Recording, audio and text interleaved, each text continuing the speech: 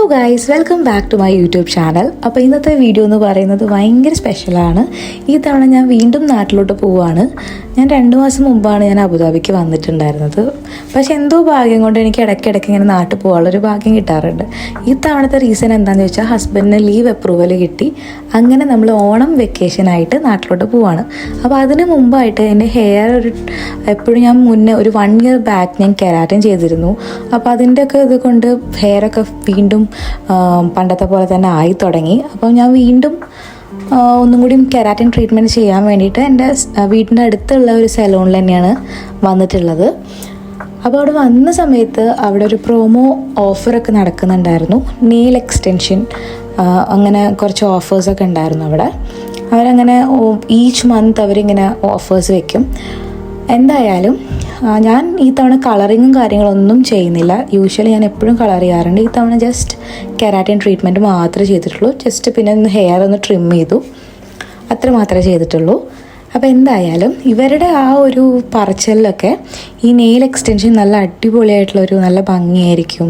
പിന്നെ ഞാൻ ഒരുപാട് ആൾക്കാരെ കണ്ടിട്ടുണ്ട്. പിന്നെ എൻ്റെ ഫ്രണ്ട്സ് പറഞ്ഞിട്ടുണ്ട് ഒരുപാട് ബുദ്ധിമുട്ടാണ് നമ്മളത് വെച്ച് കഴിഞ്ഞാൽ അത് മെയിൻറ്റെയിൻ ചെയ്യാൻ ഭയങ്കര പാടാണ്. അപ്പോൾ അതുകൊണ്ടൊക്കെ ഉള്ള റീസൺ കൊണ്ട് ഞാൻ ഇതുവരെ നെയിൽ എക്സ്റ്റൻഷൻ ഞാൻ ചെയ്തിട്ടില്ല.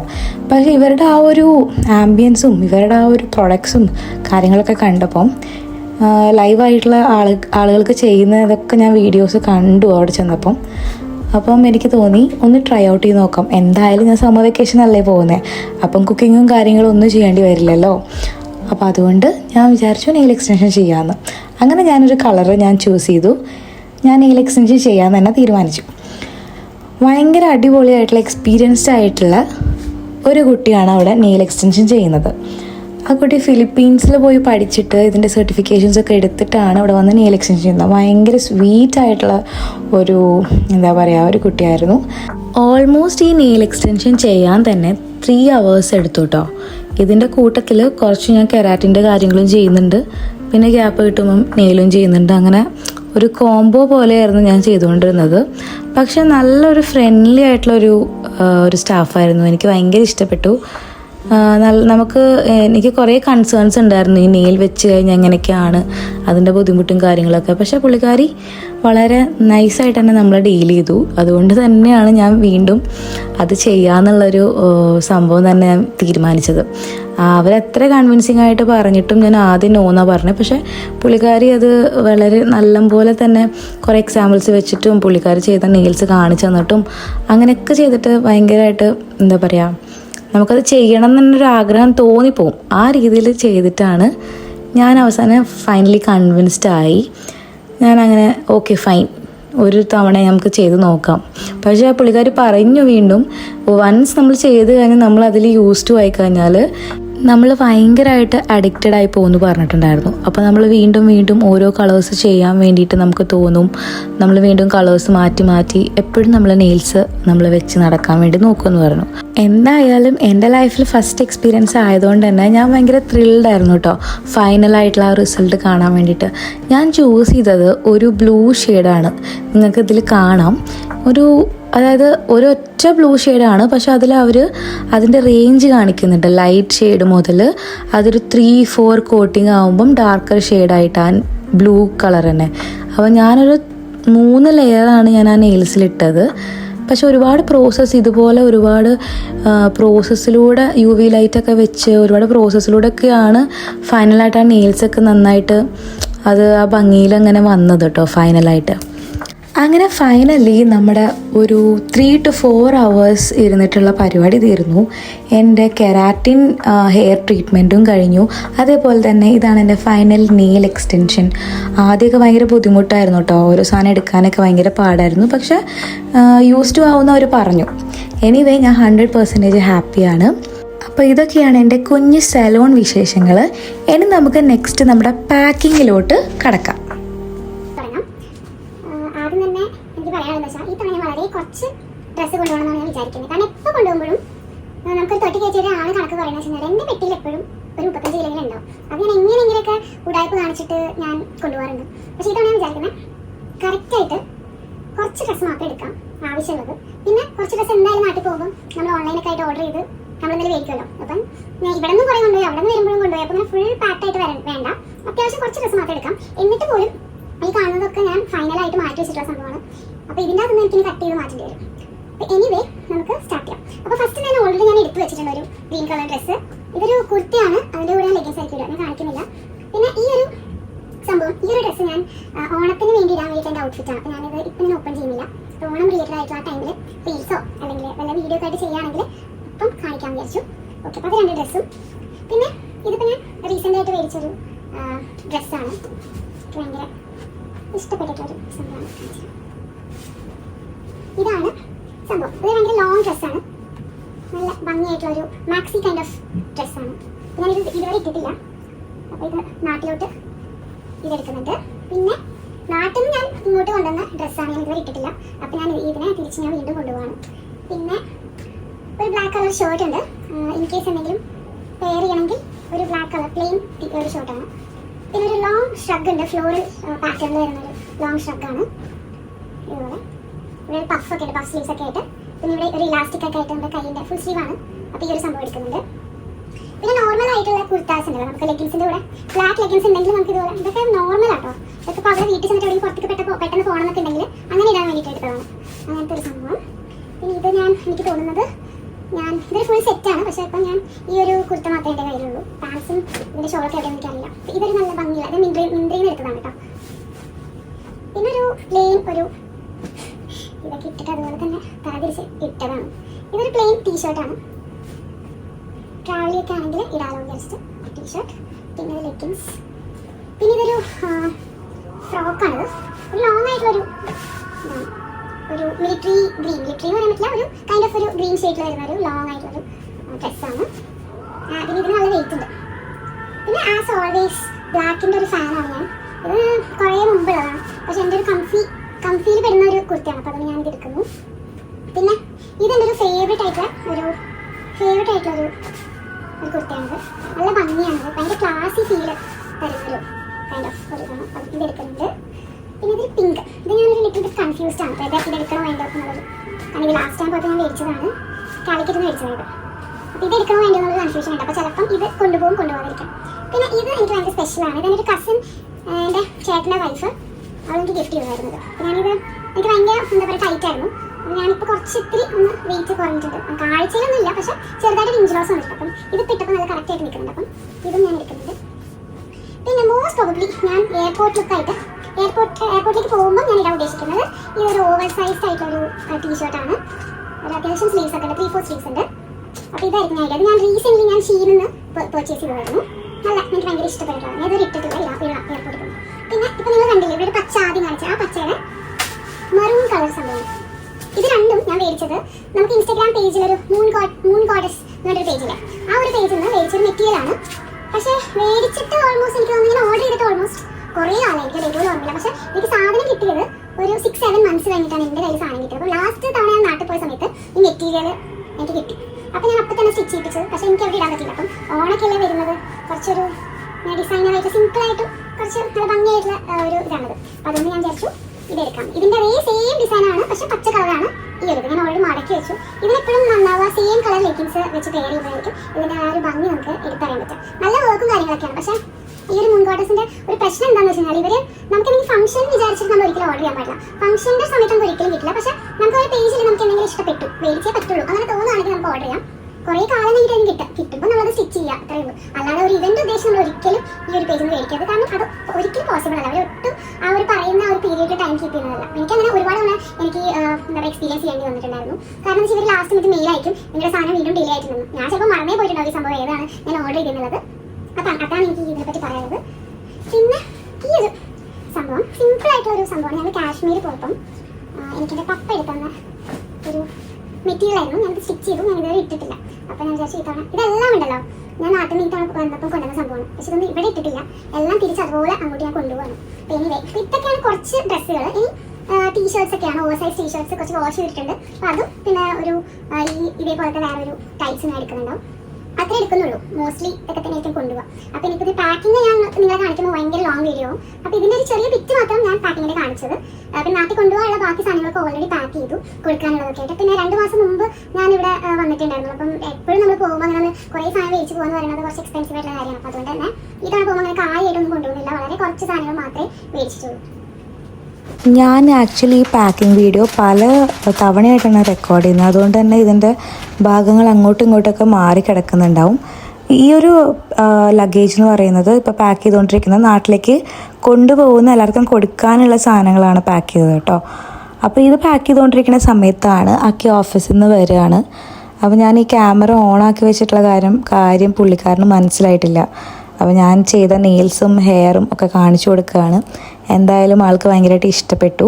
അപ്പോൾ ആ ഒരു കോൺവെർസേഷനാണ് നിങ്ങൾ ഈ ഒരു ബിറ്റിൽ കാണുന്നത്.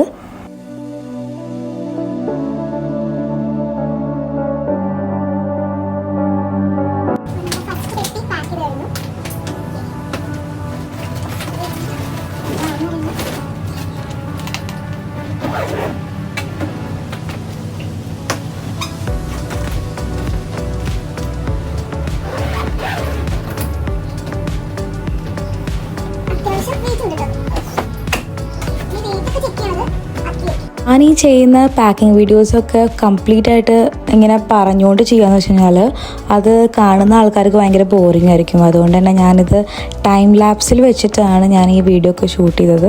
അങ്ങനെ ഞാൻ എടുത്തു വെച്ചിട്ടുള്ള എല്ലാ ഡ്രസ്സും ഞാൻ ഫൈനലി ഇങ്ങനെ പാക്ക് ചെയ്ത് പെട്ടിയിലൊക്കെ ആക്കുകയാണ്. അതാണ് നിങ്ങളിപ്പം കണ്ടുകൊണ്ടിരിക്കുന്നത്. അപ്പോൾ അതിൻ്റെ ഇടയിൽ നമ്മൾ മിസ്സിങ് ആയിട്ടുള്ള ചില കാര്യങ്ങൾ ഉണ്ടാവും. അപ്പോൾ പെട്ടെന്ന് ഓർമ്മ വരുമ്പോൾ അത് താഴെ പോയി മേടിച്ച് വരും. അങ്ങനെയൊക്കെയുള്ള ഒരു വീഡിയോ ബിറ്റാണ് നിങ്ങളീ കണ്ടുകൊണ്ടിരിക്കുന്നത്. എത്രയൊക്കെ നമ്മൾ നാട്ടിലോട്ട് പോകാമെന്ന് പറയുകയാണെങ്കിലും നമ്മുടെ മൈൻഡിൽ സന്തോഷം ഉണ്ടെങ്കിലും നമ്മളിപ്പോൾ അബുദാബിയിലൊക്കെ കുറേ കാലം നിൽക്കുന്നത് കൊണ്ട് തന്നെ നമുക്ക് അതും നമ്മുടെ സ്വന്തം വീട് പോലെ തന്നെ നമുക്ക് ഫീൽ ചെയ്യും. അപ്പം നമുക്ക് ആ വീട് മിസ് ചെയ്ത് പോകാമെന്ന് പറയുന്നതും നമുക്ക് ഭയങ്കര വിഷമം ഉണ്ടാക്കുന്ന കാര്യമാണ്. അങ്ങനെ നെക്സ്റ്റ് ഡേ മോർണിംഗ് ആയിട്ടോ, തലേ ദിവസത്തെ ബാക്കി വീഡിയോസ് എനിക്ക് റെക്കോർഡ് ചെയ്യാൻ പറ്റിയിട്ടില്ലായിരുന്നു. അപ്പം നമ്മൾ നെക്സ്റ്റ് ഡേ മോർണിംഗ് വെയിറ്റൊക്കെ ചെക്ക് ചെയ്തു. അങ്ങനെ അക്കി താഴെ ടാക്സി പിടിക്കാൻ വേണ്ടി പോയിട്ടുണ്ട്. ഞാനെല്ലാ ലഗേജായിട്ട് താഴത്തോട്ട് ഇനി പോകണം. നമ്മളിവിടെ നിന്ന് നോക്കിയിട്ട് വെയിറ്റ് കറക്റ്റായിട്ടാണ് ഇരിക്കുന്നത്. ഇനി അവിടെ ചെന്നിട്ട് എന്താവും നമുക്ക് അറിഞ്ഞൂടാ. എന്തായാലും നോക്കാം. അങ്ങനെ ടാക്സിയിൽ കയറി നമ്മൾ എയർപോർട്ടിലേക്ക് പോവാണ്. അക്കി ഒരു ഫ്രൈഡേ ആയതുകൊണ്ട് തന്നെ അക്കിക്ക് വർക്ക് ഫ്രം ഹോമാണ് ഓപ്ഷൻ ഉള്ളത്. അപ്പോൾ അങ്ങനെ ടൈമിംഗ് കഴിഞ്ഞിട്ടില്ല. നമ്മുടെ ഫ്ലൈറ്റ് വരുന്നത് 2 o'clock-നാണ്. പക്ഷേ ആൾക്ക് വർക്കിംഗ് ടൈം എന്ന് പറയുന്നത് 12 വരെ വർക്ക് ചെയ്യണം. അപ്പോൾ നമ്മൾ ഓൾമോസ്റ്റ് ഒരു 11 ഒക്കെ ആയപ്പോഴേക്കും നമ്മൾ ഇറങ്ങിയിട്ടുണ്ടായിരുന്നു. അതുകൊണ്ട് തന്നെ കുറച്ച് വർക്ക് കാറിലൊക്കെ ഇരുന്നിട്ടായിരുന്നു ചെയ്തുകൊണ്ടിരുന്നത്. അങ്ങനെ നമ്മൾ എയർപോർട്ടിലേക്ക് എത്തി.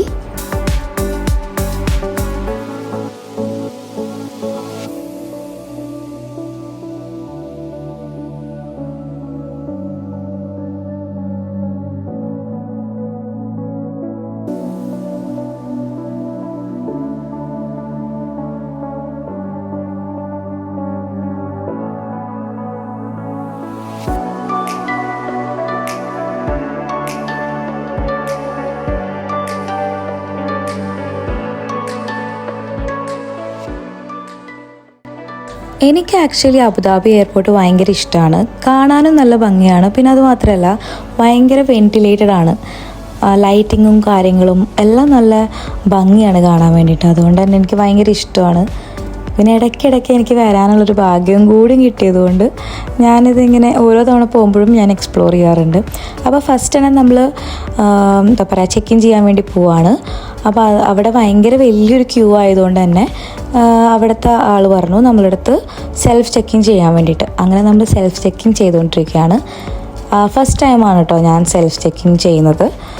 യൂഷ്വലി നമ്മളെപ്പോഴും ഇങ്ങനെ ക്യൂവിൽ നിന്നിട്ടൊക്കെ തന്നെയാണ് ചെയ്യാറ്. എന്തായാലും എനിക്ക് തോന്നുന്നു കുറച്ചും കൂടിയും കൺവീനിയൻ്റ് ആയിട്ട് ഈസി ആയിട്ട് പെട്ടെന്ന് കാര്യങ്ങൾ ചെയ്യാൻ പറ്റുന്നത് ഈ ഒരു സെൽഫ് ചെക്കിങ് തന്നെയാണ്.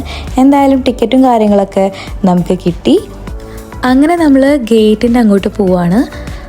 നമ്മൾ ഈ തവണ ലോഞ്ചിലൊന്നും പോയിരിക്കുന്നില്ല, കാരണം അത് വേറൊരു ഭാഗത്താണ്. നമ്മുടെ ഗേറ്റ് കുറച്ച് ദൂരെയായിട്ടാണ്, അപ്പോൾ നമുക്ക് എത്തിപ്പെടാൻ പറ്റില്ല. പിന്നെ അത് മാത്രമല്ല അക്കിക്ക് വർക്കിൻ്റെ ഒരു ഇഷ്യൂ അവിടെ ഉണ്ട്. കുറച്ച് പെൻഡിങ് വർക്ക്സ് ഒക്കെ ഉള്ളതുകൊണ്ട് തന്നെ നമ്മൾ ഗേറ്റിലിരുന്ന് വർക്ക് ചെയ്യാം എന്നുള്ളൊരു പ്ലാനാണ് നമ്മൾ സെറ്റ് ചെയ്തത്. അപ്പോൾ ഇതിൻ്റെ ഇടയിലൂടെ നമ്മൾ ഗേറ്റിലോട്ട് പോകുന്നതിൻ്റെ മുമ്പായിട്ട് നമുക്ക് സെക്യൂരിറ്റി ചെക്കും കാര്യങ്ങളൊക്കെ ഉണ്ട്. പിന്നെ നമുക്ക് ഒരുപാട് ഡ്യൂട്ടി ഫ്രീ ഷോപ്സ് നമുക്ക് കാണാൻ പറ്റും. നല്ല അടിപൊളിയാണ് ഈ പറയുന്ന ഡ്യൂട്ടി ഫ്രീ ഷോപ്സൊക്കെ കയറി ഇറങ്ങി നമുക്കൊന്ന് കാണണമെങ്കിൽ നമ്മളൊരു മോളിലൊക്കെ പോകുന്നൊരു ഫീൽ തന്നെയായിരിക്കും നമുക്ക് കിട്ടുക. എന്തായാലും ഒരു അടിപൊളി എയർപോർട്ട് തന്നെയാണ്. നല്ല ഭംഗിയാണ് കാണാൻ വേണ്ടിയിട്ട്. ടൈം നമ്മൾ കുറേ മുമ്പ് വരികയാണെങ്കിൽ നമുക്കവിടെ ടൈം കളയാനായിട്ട് വലിയ ബുദ്ധിമുട്ടൊന്നുമില്ല. ഒരുപാട് ഷോപ്സും കാര്യങ്ങളൊക്കെ ഉള്ളത് കൊണ്ട് തന്നെ. പിന്നെ ലോഞ്ച് ഫെസിലിറ്റീസ് ഉണ്ടെങ്കിൽ നമുക്കത് ആക്സസ് ചെയ്യാം. ഇതാണ് നമ്മൾ ചെയ്യാത്തതിൻ്റെ മെയിൻ കാര്യം പറഞ്ഞല്ലോ, ആൾക്ക് വർക്കിൻ്റെ ഒരു സംഭവം ഉണ്ടായിരുന്നു. അപ്പോൾ അതുകൊണ്ട് തന്നെ നമ്മൾ അവിടെ ഇവിടെയൊക്കെ ഓടിപ്പോയി ചെയ്യാനുള്ള ടൈമില്ല. നേരെ തന്നെ ഗേറ്റിലെത്തി അവിടെ റിലാക്സ് ചെയ്ത് അവിടെ വർക്ക് ചെയ്തതിന് ശേഷം നേരെ ഫ്ലൈറ്റ് കയറാം എന്നുള്ളൊരു ഉദ്ദേശം മാത്രമേ ഉണ്ടായിരുന്നുള്ളൂ. ഈ തവണ നമ്മൾ പോകുന്ന എയർലൈൻസ് എത്തിഹാദാണ്. എത്തിഹാദിൽ ഞാൻ ഇതിനു മുമ്പ് ഒരു തവണ മാത്രമേ പോയിട്ടുള്ളൂ. യൂഷ്വലി എപ്പോഴും എയർ ഇന്ത്യ എക്സ്പ്രസ് അല്ലെങ്കിൽ ഇൻഡിഗോ, എയർ അറേബ്യ, ഈ 3 ഞാൻ യൂഷ്വലി പോവാറ്. ഈ തവണ എന്തോ എത്തിഹാദ് നമുക്ക് പ്രോപ്പറായിട്ടുള്ള ടൈമിൽ ബുക്ക് ചെയ്തപ്പോൾ കിട്ടി. അപ്പോൾ അങ്ങനെ നമ്മുടെ ബോർഡിങ് സ്റ്റാർട്ട് ചെയ്തു. അപ്പോൾ അങ്ങനെ നമ്മൾ ബോർഡിങ് ഒക്കെ കഴിഞ്ഞിട്ട് സെക്യൂരിറ്റി ചെക്കൊക്കെ കഴിഞ്ഞിട്ട് നമ്മൾ ഫ്ലൈറ്റിലോട്ട് പോവാണ്. അപ്പോൾ അത്യാവശ്യം നല്ല തിരക്കൊക്കെ ഉണ്ട് കേട്ടോ. ഈ തവണത്തെ ഫ്ലൈറ്റിന് ഫുള്ളായിരുന്നു. എന്തായാലും നമ്മൾ ഭയങ്കര എക്സൈറ്റഡ് ആണ്. അറ്റ് ദ സെയിം ടൈം നല്ല വിഷമമുണ്ട് വീട് മിസ് ചെയ്യണതിൻ്റെ. അതെപ്പോഴും ഉള്ളതാണ്. പക്ഷേ എനിക്ക് യൂഷ്വലി 2 ദിവസമൊക്കെ തന്നെ അത് ഉണ്ടാവാറുള്ളൂ. അത് കഴിഞ്ഞിട്ട് നാട്ടിലെത്തിക്കഴിഞ്ഞാൽ ഞാൻ നാടിൻ്റെ ഒരു ആളായി മാറും. പിന്നെ എനിക്ക് നാട്ടിൽ നിന്ന് തിരിച്ച് ഇങ്ങോട്ട് വരാനുള്ളൊരു ബുദ്ധിമുട്ട് മാത്രമേ എനിക്ക് വരാറുള്ളൂ. അതൊക്കെ എപ്പോഴും പറയാറുണ്ട്. എന്തായാലും ഫ്ലൈറ്റിലൊക്കെ കയറി നമ്മൾ സീറ്റിങ്ങും കാര്യങ്ങളൊക്കെ സെറ്റാക്കിയതിന് ശേഷം ബാക്കി നമുക്ക് കാണാം. In this level we do expect a smooth flight all the way to the descent, about 30 minutes before the flight, which we may expect a bit of turbulence on the descent. Nevertheless, I'd like to remind you